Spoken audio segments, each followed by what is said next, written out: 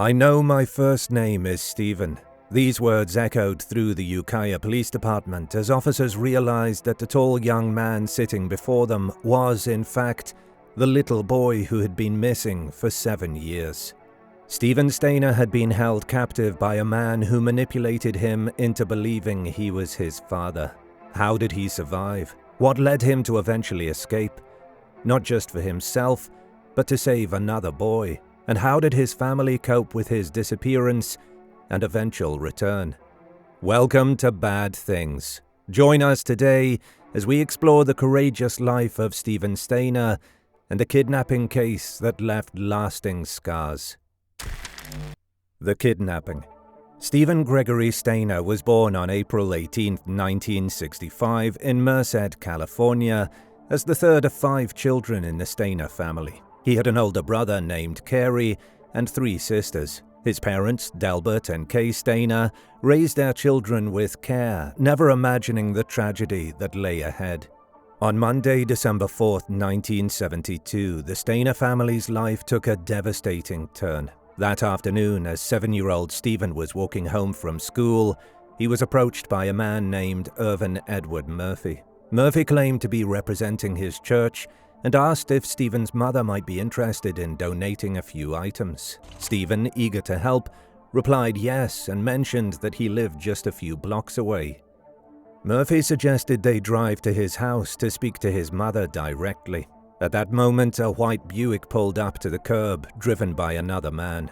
Trusting the strangers, Stephen climbed into the car, believing he was just getting a ride home. However, as the car drove past a turn that led to his house, Stephen grew uneasy and voiced his concerns. The 2 men assured Stephen that it was fine for him to stay the night. Little Stephen was then driven to a cabin in Cathy's Valley, about half an hour from Merced. Unbeknownst to him, this cabin, shockingly close to his maternal grandfather's cabin, would become his prison. While Irvin Murphy was merely a pawn, the other man in the car, Kenneth Parnell, was the true mastermind. Parnell had a dark past. He had previously served a 4-year prison sentence for assaulting a young boy 2 decades earlier. Kenneth Eugene Parnell had endured a difficult upbringing. As a child, he was abandoned by his father, and shortly thereafter, he began his criminal activities, starting with theft, arson, and burglary. He spent several years in juvenile detention and continued to be entangled with the law throughout his life. Once they reached the remote cabin in Cathy's Valley, Parnell told Stephen that his parents had agreed it was fine for him to stay the night. The following day, he repeated the same excuse. Eventually, Parnell went further, telling young Stephen that his parents no longer wanted him, claiming they felt they had too many children and had legally given him to Parnell. To make the story more convincing, Parnell even pretended to call Stephen's mother, reinforcing the lie. This left Stephen feeling confused and afraid. Parnell changed Stephen's name to Dennis Parnell, but kept his middle name Gregory. He enrolled Stephen in school as if he were his son. For the next few years, Stephen lived with Parnell and was subjected to continuous sexual abuse. The search. Back home, Stephen's family was shattered by his disappearance. His parents, Delbert and Kay Stayner, searched relentlessly, working closely with police and local communities. They put up posters, reached out to neighbors, and clung to hope for any news of their missing son. An extensive search was launched, involving helicopters, search dogs, and ground searches. However, rain and light snow disrupted these efforts, delaying the planned searches. Cheryl Peterson, who worked at a police station along Stephen's route home from school, was the last person to see him. Stephen's parents organized searches covering areas across eastern Merced County and Mariposa County, using both automobiles and horses. In hopes of finding him, the family offered a $1,000 reward through a secret witness program for any information leading to Stephen's safe recovery. When no tips surfaced, the reward grew to $5,000, with an additional $4,250 contributed by the Stayner family. An anonymous 2-sentence letter was later sent to the Merced Police Department regarding Stephen's disappearance. It urged the police to investigate an unnamed employee at a local business, stating He likes the company of little boys, R.E. Stephen Stayner. Although police conducted an investigation, it yielded no concrete results. The Stayner family also sought help from several psychics, hoping for a breakthrough. Unfortunately, their efforts led to no leads or successful findings.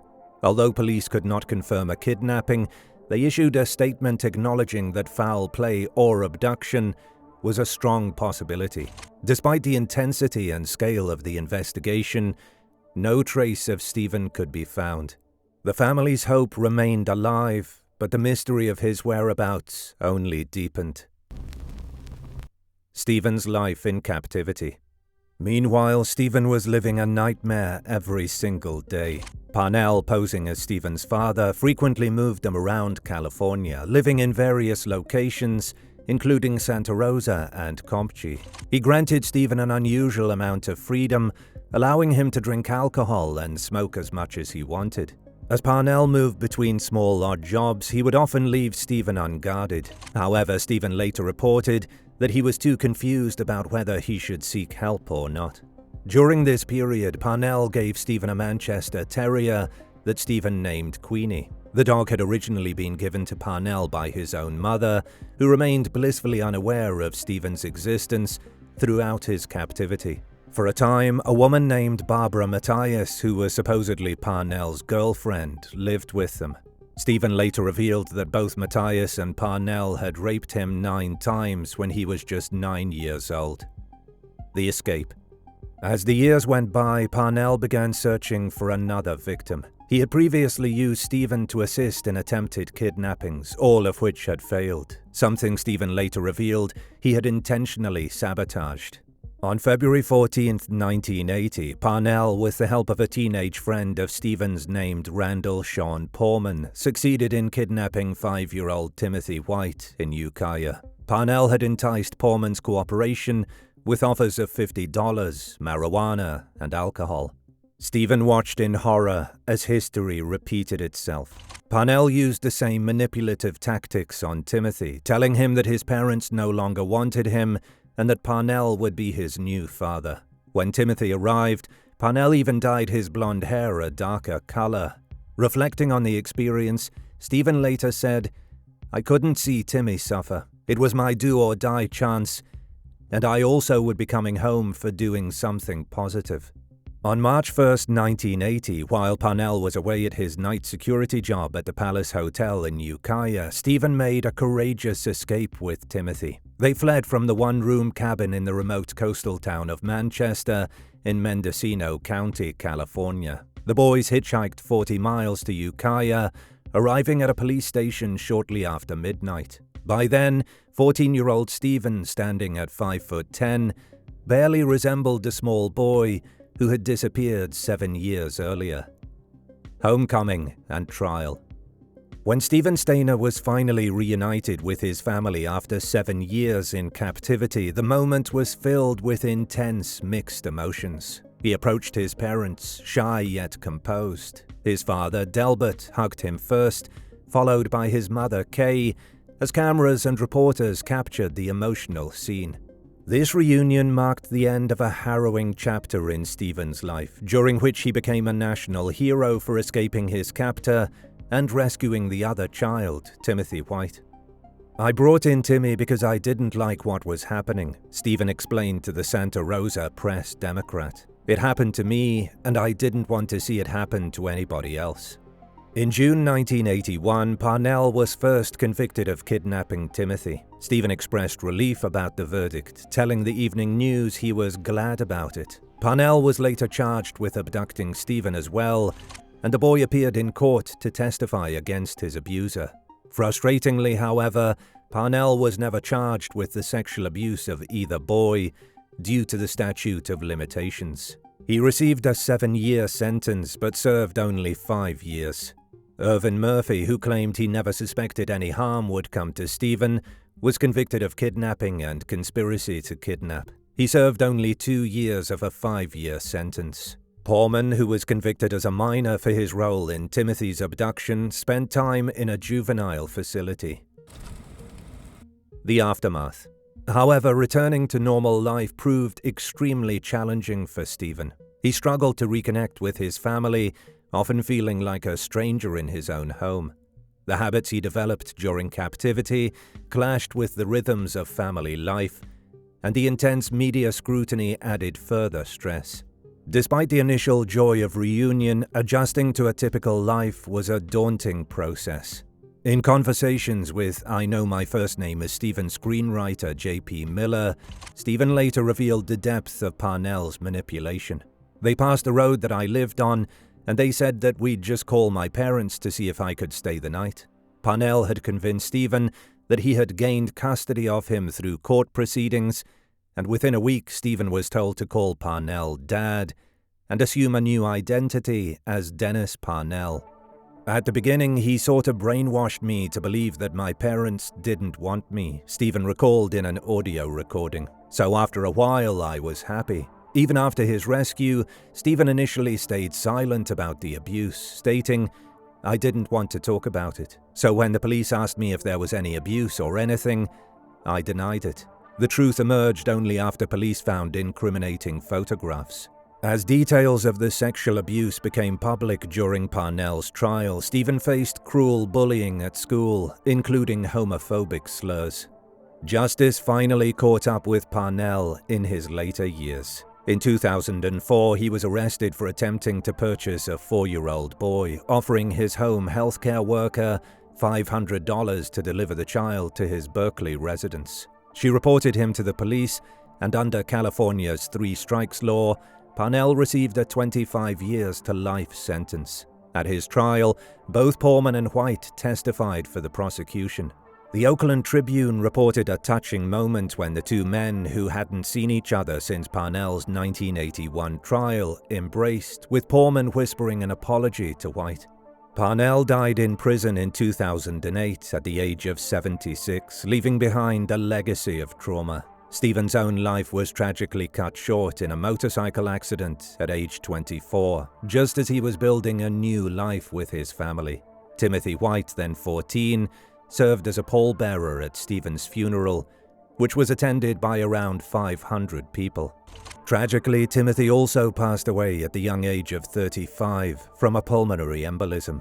In the late 1990s, Stephen's older brother, Cary Stayner, became infamous for committing a series of brutal murders, adding another dark chapter to the Stayner family story. Cary's descent into violence shocked the nation.